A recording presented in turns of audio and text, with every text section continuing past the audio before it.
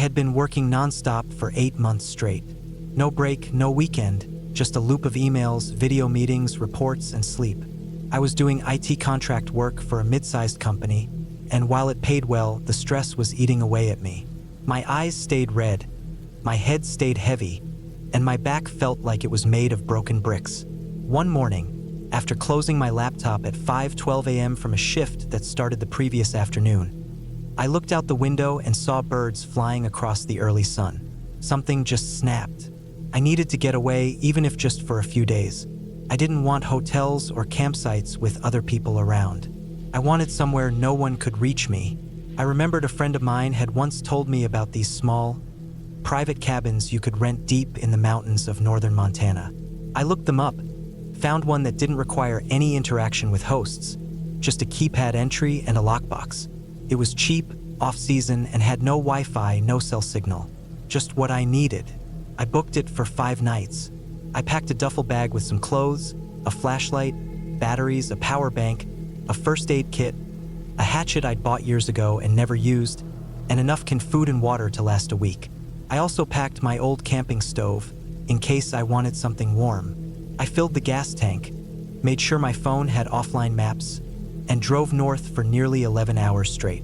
The cabin was about 4 miles off a dirt road that itself was about 20 miles from the nearest paved highway. I parked where the dirt road narrowed too much for my car to safely go farther. The air was cold, thin, and dry. The trees around me were tall and packed tight together. Pine needles covered the ground. I threw the duffel over my shoulder and walked the remaining stretch, my boots crunching softly against loose gravel and dead twigs. The cabin wasn't fancy. It was small, built out of old timber, maybe one room with a short overhang above the porch and a small window on each side. The roof looked like it had been patched up in a hurry, with tar paper and mismatched shingles. It leaned slightly to the left. There was no driveway, no garage, not even a path leading to the front door. Just the forest. I unlocked the door using the code I was given. The lock clicked, pushed it open. The inside smelled like dust and wood and maybe mice. It was quiet. There was a single bed with a flannel blanket, a wood-burning stove, a small table with 2 chairs, a kitchen sink with no faucet, just a pump handle. The toilet was an outhouse I saw off to the right, about 30 feet from the cabin, half hidden by tree trunks. No electricity, no plumbing, just like I wanted. The first day was peaceful. I unpacked, walked around the cabin's perimeter, checked the area. I didn't go deep into the woods, just enough to stretch my legs. I made a quick meal from a can of beans on the camp stove and watched the sky go pink and orange through the trees. When it got dark, it got completely dark. No streetlights, no moon that night. I turned on my flashlight, made sure the door was locked, and went to bed early. I slept hard the first night, better than I had in weeks. I woke up just before sunrise, drank a bottle of water, sat on the porch steps, and just listened. No traffic, no sirens, just the wind moving through the trees. I spent most of the day reading an old paperback I'd brought, eating, and stacking the few logs that were next to the stove inside. I decided to gather more wood from the surrounding forest for backup, just in case the weather turned bad. I didn't want to walk far in the dark if I needed fuel. That second night, I started to feel watched. I kept hearing sounds outside, soft crunching like something walking in the brush, far off but not too far. I told myself it was deer or raccoons, probably squirrels, but it wasn't the kind of movement that darted or rustled. It was steady, like pacing. When I stepped outside to use the outhouse, I paused for a moment and scanned the woods with my flashlight. I didn't see anything, but my skin prickled. I went quickly, came back, locked the door, and stayed awake longer than I meant to. I told myself I was just tired and my brain was making it worse than it was. The third day, things started to feel wrong. I noticed footprints around the cabin that weren't mine. They were faint but fresh, not boot prints, bare feet, long, wide feet with visible toes. At first, I thought maybe a local hunter or hermit lived nearby and had passed through. But who walks barefoot in 40-degree weather through pine needles, twigs, and cold mud? I stood there for a while, staring at them, and then looked all around the forest's edge. Nothing moved. No birds. No wind. too quiet. I tried to convince myself it was an animal with weird-shaped feet, or maybe I'd misread the shape. I gathered more firewood, took a short walk to calm myself, then stayed close to the cabin the rest of the day. I cooked some instant noodles on the stove, ate them sitting at the table with the door locked, my flashlight near me. That night, I didn't sleep much. I kept hearing soft taps on the walls. Not scratches, not branches, taps. Light, spaced out knocks like someone pressing a single finger against the wood, waiting a few seconds, then doing it again. I turned off my lantern, waited in the dark with the hatchet near my hand. I didn't move, I just listened. The knocking stopped around 3 a.m. Then came footsteps, slow, almost thoughtful. They circled the cabin once, twice. The boards on the porch creaked. I didn't sleep at all after that. At sunrise, I opened the door with the hatchet in one hand. Nothing there. No animal tracks. No obvious signs of anyone. But to the right side of the porch, wedged between two floorboards, was a small rock. Perfectly round, smooth, like it had been placed there. I hadn't seen it before. I sat on the porch steps for a long time, gripping the hatchet, my stomach in knots. I didn't know if I was being messed with, watched, or just losing my mind from isolation and lack of sleep. I walked about 50 yards in every direction, looking for clues, footprints, wrappers, something, but found nothing. I started thinking about cutting my trip short, but I told myself I was probably just tired, scared of being alone, and reading too much into things. I decided to give it one more night. That fourth night was worse. It started with what sounded like someone dragging something heavy across the ground behind the cabin. A slow scraping noise. I stood in the dark, holding the flashlight and hatchet, waiting for it to stop. I couldn't bring myself to open the door. The dragging stopped after maybe 5 minutes. Then silence. Then came a soft breathing sound, very close to the back window. Long exhales, controlled, not animal-like. I turned off the flashlight, crouched under the window with my back to the wall. I stayed there for what felt like hours. Eventually, the breathing stopped. I didn't sleep again. When the sky turned light, I packed everything. I didn't even eat breakfast. I stuffed my clothes into the duffel, double-checked the area around the cabin, and started walking back toward my car. Every few minutes, I looked back.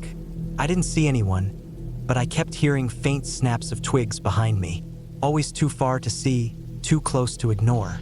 When I reached my car, it was sitting exactly where I left it, but all 4 doors were wide open. I dropped the bag and stood frozen. I checked the seats under the car, the trunk, nothing and no one. Nothing missing, just open doors.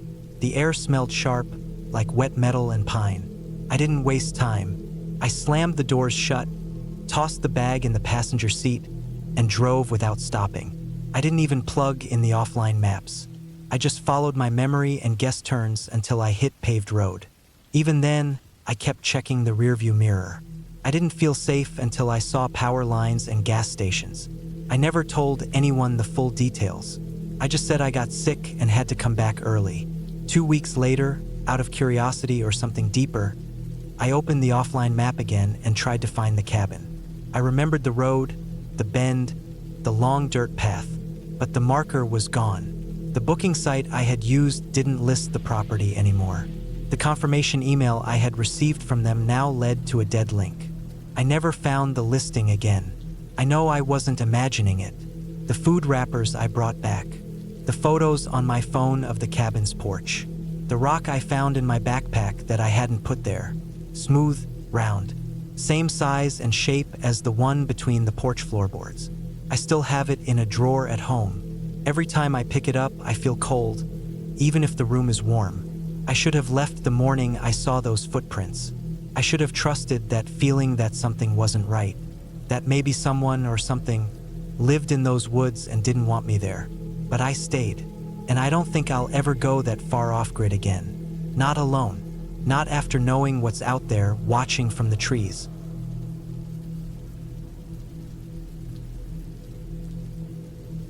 I didn't even want to go. That's what sticks in my mind, now that I've had time to think about it all. I didn't even want to take the trip in the first place.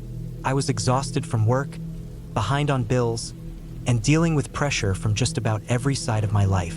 My plan was to sit at home, ignore the outside world, and eat cereal straight out of the box. But that week, something in my head snapped. I was tired of the noise, tired of emails, tired of the cheap fluorescent lighting in my apartment. So I opened my laptop late one night and searched for a cabin rental.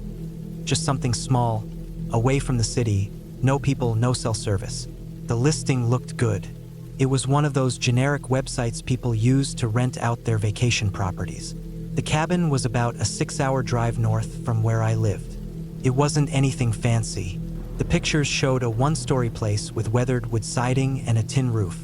Inside, it looked plain, wood floors, old couches, a fireplace, basic kitchen. But it was cheap, and it looked like the kind of place where nobody would bother you. That's what I wanted. Peace, quiet, time to clear my head. I booked it on the spot. 5 nights. I didn't even tell anyone I was going. I threw some clothes into a duffel bag the next morning, filled a cooler with food, and left without saying anything to friends or family. I figured if I wanted to talk to someone, I wouldn't be going out into the woods. The drive was fine, long but quiet. I kept the windows down, breathed in the pine air, and watched the buildings grow fewer and fewer as I headed north. By the time I turned off the last paved road, my tires were crunching over gravel and the trees were closing in on both sides. It was late afternoon when I finally reached the cabin. There wasn't another car or house in sight. The place was smaller than it looked in the pictures. That's always the case. The porch creaked under my boots as I walked up. There was a key waiting in a box under a loose board on the railing, just like the email said. The door stuck when I opened it, like it hadn't been used in a while.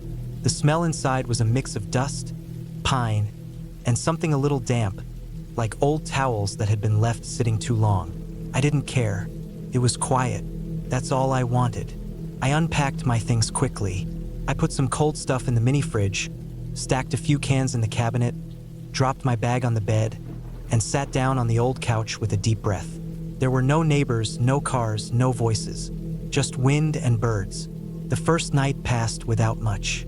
I ate some tuna and crackers, had a beer, and sat on the porch for a while as the sun went down. The woods were still and the shadows got longer and longer until everything was dark. I stayed out for a while watching the stars. I don't usually see stars where I live. Too many lights. Out here, the sky looked endless. I went inside around 10 and locked the front door behind me. The place only had one door, no back entrance. A few small windows, but they were all latched. I checked them all before going to bed. The mattress was stiff but clean. I slept well. No dreams. The next morning, I woke up at 6. I'm not usually a morning person, but something about the cold and the quiet nudged me awake. I made coffee on the stove, sat by the window, and just listened to the woods. That's when I noticed it. The tracks. Outside, near the dirt path where I parked my car, there were tire marks in the soil. I had noticed my own the day before, thin lines from my tires making a single path in. But now there was another set, coming from a different direction, wider, deeper. They had come up alongside mine and stopped about 10 feet from my car. Then they turned and went back the way they came. I stood there for a long time just looking. I hadn't heard anything during the night. No engines, no lights, nothing. But someone had come up to the cabin or near it sometime during the night or early morning. And then they left. I didn't panic. It's public land out here. Some people hunt, some people drive around for fun. Could have been anyone. Still, I didn't like it. I didn't like that I hadn't noticed. I didn't like that they stopped and left without me hearing. I made breakfast and tried to shake it off. Eggs and toast. I did a little walk down the trail behind the cabin. There was a stream maybe half a mile out. Clear water, flat rocks. I sat there for a while with my feet in the cold water, trying not to let the tracks bother me. When I came back to the cabin, nothing looked different. But when I opened the fridge, I noticed 2 of my beers were gone. I stared at the shelf for a while. I had brought exactly 10. 2 6-packs minus 2 I drank the night before. I counted 8 now. I checked the cooler, the counter, the trash. Nothing. It made my stomach feel tight. I knew I hadn't drank them. I knew I hadn't moved them. I locked the door that night and pushed a chair under the handle, just for peace of mind. The windows stayed latched. I checked every single one of them twice. I even put a few tin cans in front of the door so they'd fall if anyone opened it. I didn't sleep well. Every sound outside made me sit up in bed. Branches, owls, wind. I kept thinking I'd hear footsteps on the porch. I never did. I finally drifted off sometime after 3 a.m. The next morning, the tin cans were still there, untouched. The door was still locked. The chair was still pressed tight under the handle. But a slice of bread was missing from the loaf in the cabinet, and a small paring knife from the kitchen drawer was gone. I didn't want to jump to conclusions. I looked everywhere. I even checked outside, in case I had dropped it and didn't remember, but it was gone. The more I looked around, the more I started to question things. Had the window near the sink always been cracked open a half-inch? I was almost sure I had locked it. The screen was still there, but it looked like someone had peeled it back at the bottom and tucked it in again. Something was wrong. I could feel it in my chest. I wanted to leave, but something in me said to stay just one more night. I didn't want to admit I was scared. I didn't want to feel like a coward running from shadows. I locked everything again. I pushed furniture in front of the door this time, 2 chairs and a small end table. I closed the blinds. I took the only heavy thing I had, a tire iron from my car, and set it next to the bed. Then I turned off all the lights and lay there in the dark. I didn't move. I didn't sleep. At 2:12 a.m., I heard footsteps on the porch. Slow, heavy. One step, then another, then silence. I didn't move. I lay still, barely breathing. The steps didn't come to the door. They didn't knock. They didn't try the handle. After a few minutes, they walked back down. I waited until dawn. When the sun came up, I opened the door. The tire tracks were back. Same wide pattern, same entry and exit, but this time closer to the cabin, right up to the porch. And in the dirt near the steps, a boot print. Just one. Size 11, maybe 12. Deep tread. I didn't waste time. I packed everything in 10 minutes. I threw it all in the back of the car, locked the cabin behind me, and drove out. But when I reached the main road, I stopped. There, in the middle of the gravel road ahead of me, were more tire tracks and boot prints, dozens of them, pacing back and forth, like someone had been standing there for hours waiting for something or someone. I drove around them and kept going. I didn't stop, not for food, not for gas. I didn't look back. When I got home, I called the listing number. No answer. I checked the rental site. The listing was gone, completely removed. No record of it. I reported it, gave them the address. I haven't heard anything since. Sometimes I wonder what would have happened if I had stayed another night, if I hadn't noticed the missing knife, if I had slept through the footsteps. I don't go to the woods anymore. I don't book cabins from strangers, and I always count every single beer, every single time.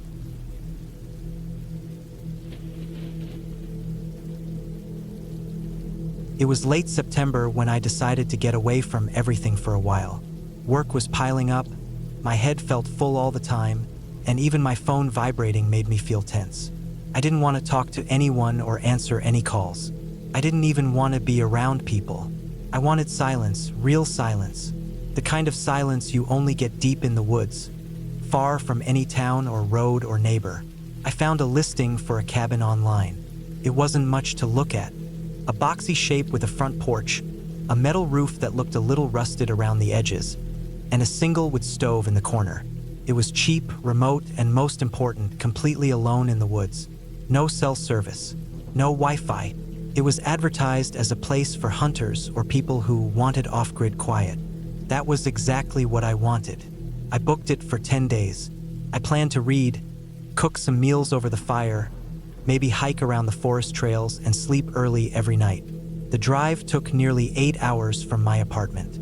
The last 2 hours were all gravel roads and dirt paths. No signs, no gas stations, nothing but trees and sky. When I got there, I was surprised by how isolated it really was. No other cabins nearby, no fences, just trees all around in every direction. The place was rough, not fancy. It had a wood floor that creaked when I stepped, windows that looked like they hadn't been cleaned in years, and a small kitchen with only the basics.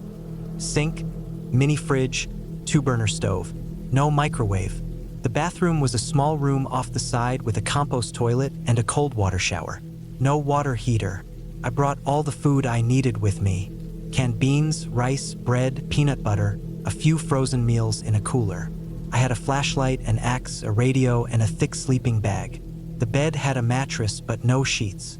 I laid my sleeping bag on top of it and unpacked everything into a few drawers and shelves. There was no TV, no screens, not even a clock. Behind the cabin was an old shed. It was about 10 feet by 10 feet, wood walls, sloped roof. The door had a large iron lock on it. I tried to peek through the gaps in the boards, but I couldn't see anything. Just darkness.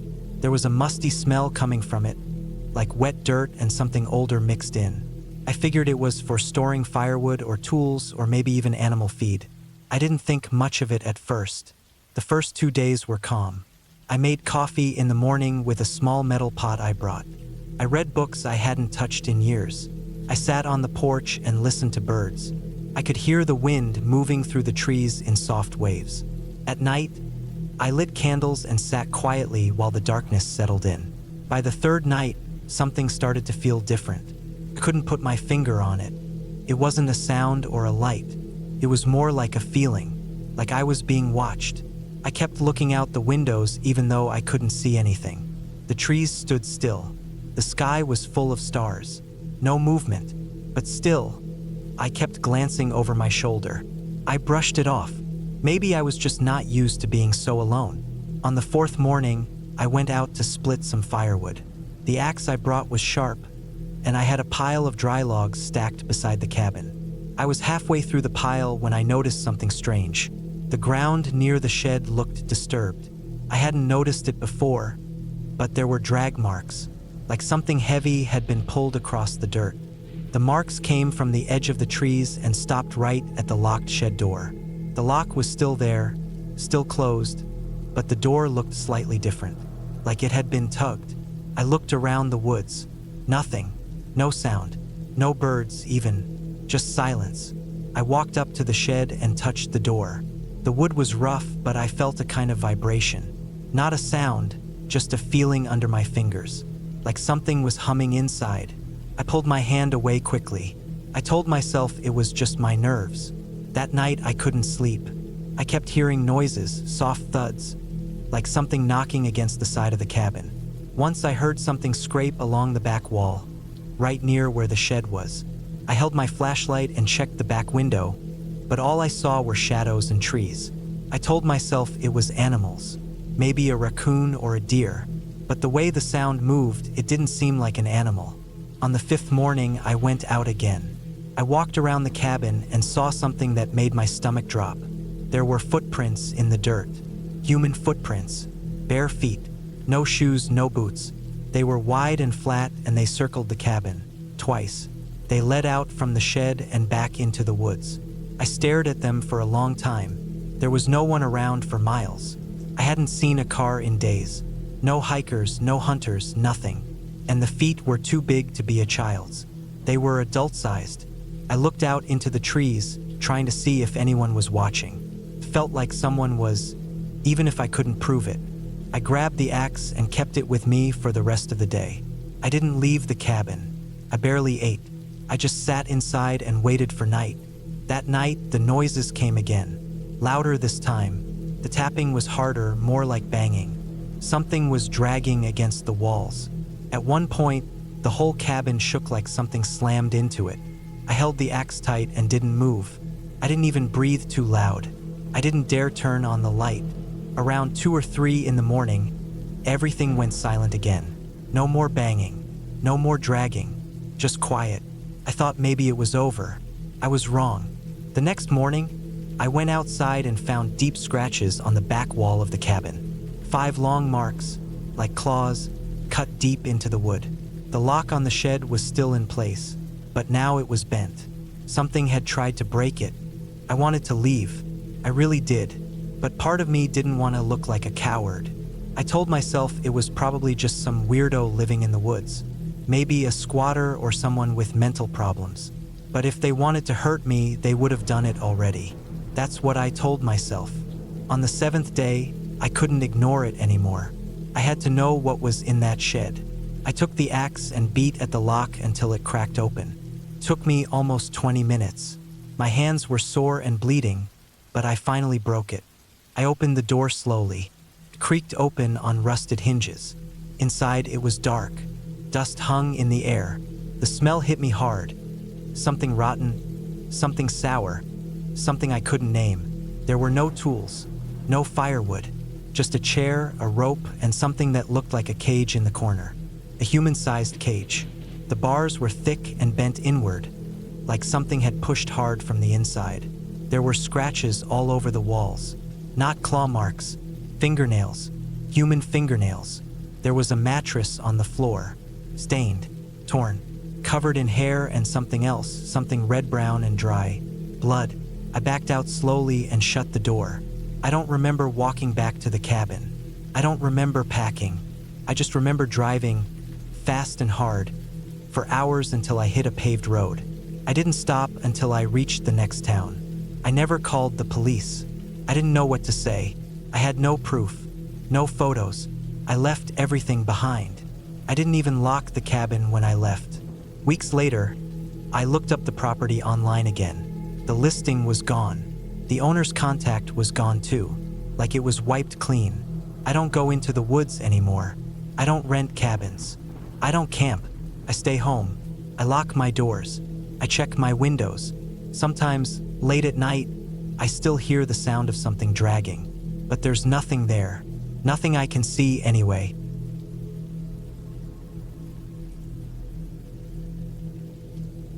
I booked the cabin without thinking much. I just wanted to be alone for a while. Work had been draining me for months, and even though I wasn't the type to go out into the woods or stay in some off-grid place, I figured the quiet would help. The cabin listing said it had no internet, no TV, no cell service. There was a small solar panel set up for basic lights, a gas stove, a propane heater, and a hand pump for water. The pictures looked peaceful. Trees all around. A dirt path leading to the front porch. One room, a bed, a table, a stove, and a tiny bathroom with a compost toilet. That's it. I told my coworkers I was taking a week off and wouldn't be reachable. They laughed and said I'd go crazy without my phone. I laughed with them, but part of me felt they might be right. Still, I needed it. Just a break.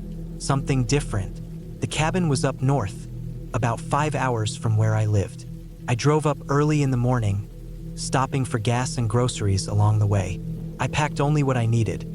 Some canned food, bottled water, a flashlight, a knife, clothes, a sleeping bag, matches, and some instant coffee. I reached the turnoff to the dirt road around 2 p.m. The sky was clear, and the air was crisp.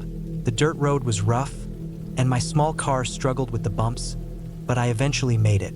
The cabin sat about 100 yards back from the road, hidden behind thick trees.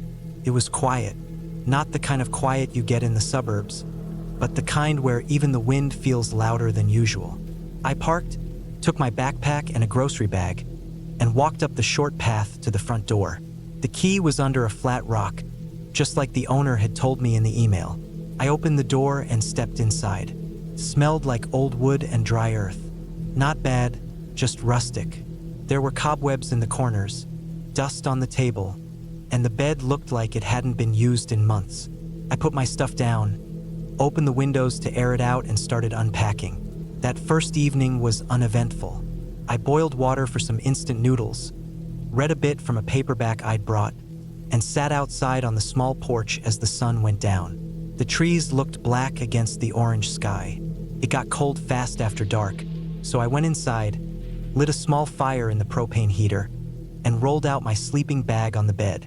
I woke up a few times that night to strange noises outside. Nothing too loud, just cracks and snaps from the trees. I figured it was animals, maybe deer or raccoons. I wasn't used to being in the woods, so every sound felt bigger than it probably was. The next morning, I got up early. It was cold and damp inside. I made coffee on the gas stove, ate a granola bar, and went outside for a short walk around the area.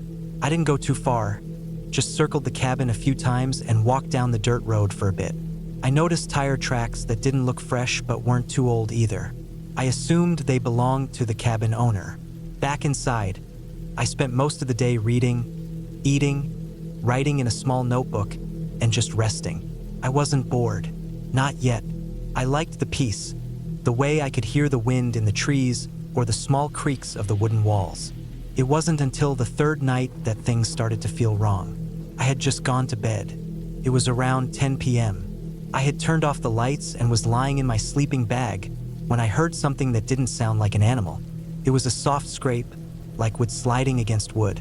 I sat up and listened. Nothing. I waited, my ears sharp in the dark. Then I heard it again. A low, slow, dragging sound from the porch. I stayed completely still. The heater was off, so the cabin was quiet. Too quiet. I reached for my flashlight, turned it on, and aimed it at the front door. The door was still shut, the windows were dark. I stayed like that for a long time, maybe 30 minutes, just sitting up, holding the flashlight, heart pounding. Nothing else happened. Eventually, I lay back down, but I didn't fall asleep for a while. The next morning, I walked outside to check. The porch looked the same. Nothing seemed out of place. I stepped off the porch and walked around the cabin slowly, looking for prints or signs of movement. I didn't see much. The ground was hard and dry. Maybe it was just my imagination. Still, I felt off for the rest of the day, like something had shifted. The peace was gone. I kept glancing at the windows, listening for sounds. That evening, I cooked some beans and rice, ate quickly, and cleaned up. I went to bed earlier, hoping to sleep through the night. I left the flashlight next to me, just in case. It was around midnight when I woke up again. This time, it was a thud. Not loud, but distinct, like something dropping gently on the porch. I sat up, turned on the flashlight again, and listened. Thud, then silence. Then another soft sound, footsteps. Not heavy, but unmistakable. Slow steps. Someone was out there. I grabbed the knife I had kept in my backpack, crept toward the window, and tried to look outside. I could barely see anything. I turned off the flashlight to avoid backlighting myself and peeked through the window. Nothing, just trees and darkness. I stayed awake the rest of the night, gripping the knife, listening. There were no more noises. When daylight came, I got dressed fast and went outside. That's when I saw it. A boot print in the dirt near the side of the cabin. Not mine. It was larger, deeper, the kind of print a heavier person would leave. I followed the prints around the side, and they disappeared into the woods. That's when it hit me. Someone had been watching me, maybe even since the first day. I felt sick. I wanted to leave, but part of me thought maybe it was just a hunter or hiker who had wandered close by accident. Still, I didn't feel safe. I packed some things into my bag and considered leaving right then, but the car was parked a bit away, and if someone really was out there, I didn't want to risk walking out alone. Instead, I made a plan. I decided to leave early the next morning, as soon as the sun came up. I figured I could make it to the car fast and be on the road before anyone could do anything. That night, I barely slept. Every sound made me freeze. And then, around 3 a.m., I heard the door handle jiggle. Not just once, over and over. Slowly, someone was trying to open it. I didn't move. I didn't breathe. I just stared at the door from the bed, clutching the knife and the flashlight. The door didn't open, it was locked, but whoever was out there stayed for a long time. I heard breathing, slow, steady breathing, then footsteps walking away. The next morning, I ran. I grabbed my stuff, left the rest behind, and ran to the car. I didn't look back. I drove down that dirt road as fast as I could. When I reached a gas station with service, I called the police. I told them someone had been trying to break into the cabin, that I saw prints, that I'd heard footsteps and breathing. They said they'd send someone to check it out. They took my statement, thanked me, and that was it. A few days later, I got a call.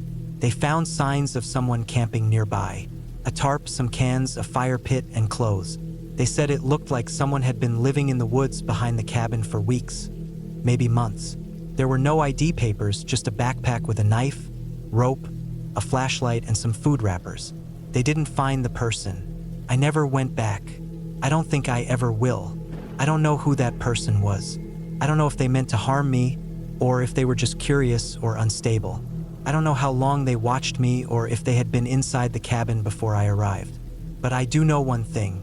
I wasn't alone out there, and whatever their reason was for staying in those woods, they didn't want to be seen. They didn't want me there, and I was lucky to get out before they decided to make sure I never left.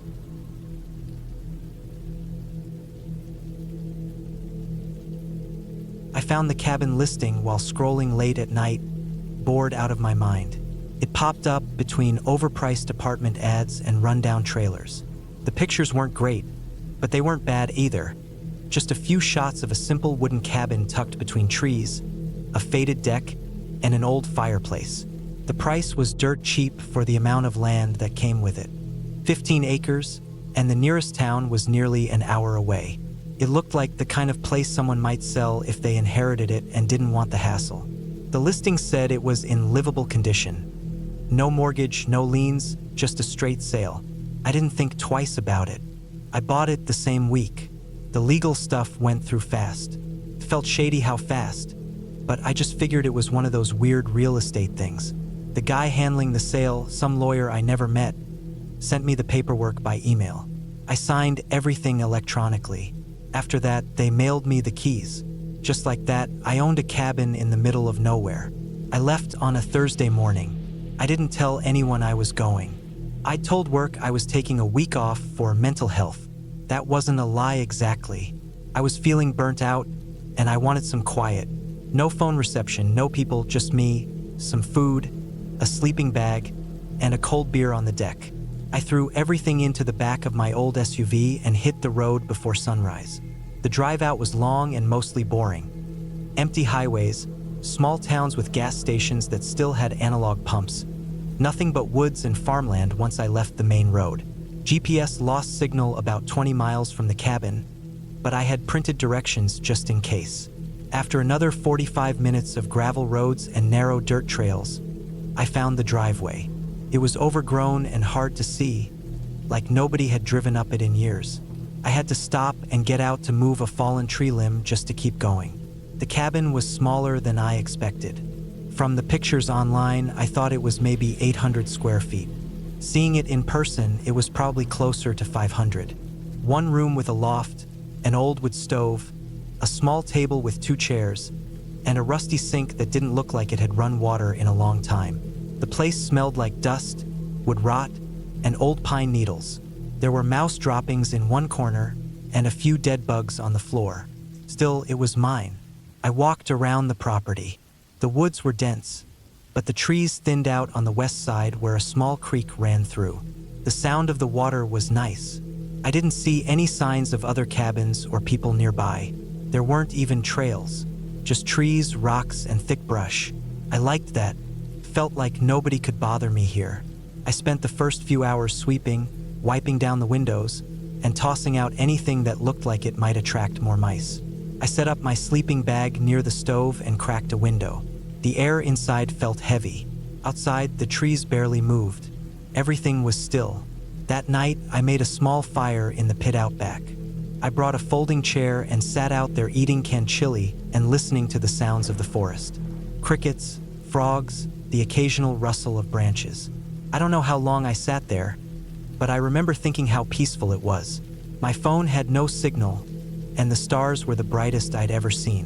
When I went inside, I locked the door out of habit, even though I didn't think anyone was out there. I read a few pages of a book I brought and went to sleep around 10 p.m. The stove kept the room warm. I didn't dream. I woke up at 3:17 a.m. exactly. I remember the time because I looked at my watch. I didn't hear anything specific. I just woke up fast, like I'd been pulled out of a dream I wasn't having. The room was cold. The stove fire had burned low, just a few red coals left glowing. I sat up, pulled the sleeping bag tighter around me, and listened. There was a faint sound outside. Not an animal, not wind. It was steady. It reminded me of metal creaking, like an old hinge, but it wasn't coming from the cabin. It sounded farther out, maybe the trees. I didn't move for a long time. I just sat there, holding still, It wasn't a scary sound, just strange. After a few minutes, it stopped. I thought it might have been a branch swaying or a tree settling. That happens in the woods, especially at night. I laid back down and forced myself to sleep. In the morning, I found footprints around the cabin. At first I thought they were mine, but they were too small and there were too many. They went from the front steps to the back of the cabin, looping near the fire pit, then back around to the side window. I checked the area where the grass and dirt was softest and saw more. Some of them barefoot, some with shoes. The shapes were human, small, narrow, with long gaps between the heel and toes, like whoever made them walked on the balls of their feet. I stood out there for a long time. The air felt different, not warm anymore, even though the sun was out. I went back inside and checked the locks. Nothing was broken. Windows were still closed. I told myself it had to be kids, maybe some locals messing around. Maybe the listing wasn't wrong when it said the cabin was remote, but not totally isolated. I stayed inside most of the day after that. I cleaned the wood stove out properly and brought in more firewood.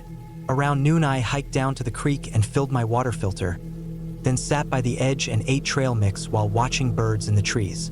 The quiet was different now, less peaceful. I couldn't stop looking over my shoulder. That night, I kept the fire in the stove burning longer. I stayed up in the loft and watched the front door.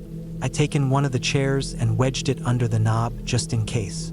I didn't hear anything unusual, nothing like the metal sound from the night before, but I still couldn't sleep. I kept checking the window every 20 minutes. Around 4 a.m., I finally dozed off. When I woke up, the chair was moved. I knew I didn't touch it. It had been pushed a few inches to the left, and the front legs weren't flat against the floor anymore. My heart started pounding. I checked the door, still locked. I checked the windows, nothing broken, but one was cracked open about half an inch. I didn't leave it that way. I was sure of it. I went outside again. No new footprints, but the ashes in the fire pit looked disturbed, like someone had walked through them. The prints were shallow but visible. The toe marks pointed away from the pit toward the tree line. That day, I packed my gear back into the SUV. I didn't leave. I should have, but I didn't. I told myself I was overthinking everything. Maybe I forgot I opened the window. Maybe a raccoon moved the chair. Maybe the prints were mine after all. I had just been tired. I tried to believe that, so I stayed one more night. I regret that now more than anything else I've done in my life. The day was quiet. I didn't do much, just sat on the deck reading and trying to enjoy what I came for. I had a fire again that evening and opened a beer. I tried not to look at the woods too much. The sun went down fast. I didn't notice until it was already half dark. I went inside and locked everything again. That night, I brought the axe inside and set it beside my sleeping bag. I left the stove burning hot. I didn't go up to the loft. I stayed on the floor, listening, heart pounding, eyes wide open. At some point, I must have fallen asleep, maybe for just an hour. What woke me up was the sound of someone dragging something heavy. It was outside, just past the wall. It moved from the back of the cabin toward the front. Slow, uneven, like it was being pulled through dirt and leaves. I sat up and held the axe tight. I didn't move. The dragging sound stopped at the front steps. Then I heard a soft thud. Then another, like something was being dropped or placed down. Then footsteps, slow, one at a time on the wooden steps, creaking with each step. I stopped breathing. They reached the top step. Then silence. I don't know how long I sat there. 10 minutes, maybe more. I stared at the door the whole time. Nothing happened. No knock, no voice, just silence. Then the footsteps started again, this time moving away. I stayed awake until dawn. The axe never left my hand. When the sun came up, I opened the door. There was a small pile of rocks on the porch, neatly stacked, maybe 8 or 9, all different shapes. Some looked like they'd come from the creek bed. One had a streak of red on it, like dried clay or blood. I didn't check too close. I threw everything in the SUV. I didn't care what I left behind. I drove straight down the driveway, scraping the side of the truck on branches. I hit the main road and didn't stop until I reached the first gas station with a signal. I parked in front of the pump and just sat there shaking. Later, when I told the county office I wanted to sell the property, they acted like they'd heard it before. The woman on the phone told me the last owner had a rough time up there. That's all she said. I sold it for less than I paid. I never went back. Every now and then I see the listing pop up again. Different pictures, same cabin. Always cheap, always sold fast. Always remote, quiet, perfect for solitude. And every time I see it, I wonder who the next person will be.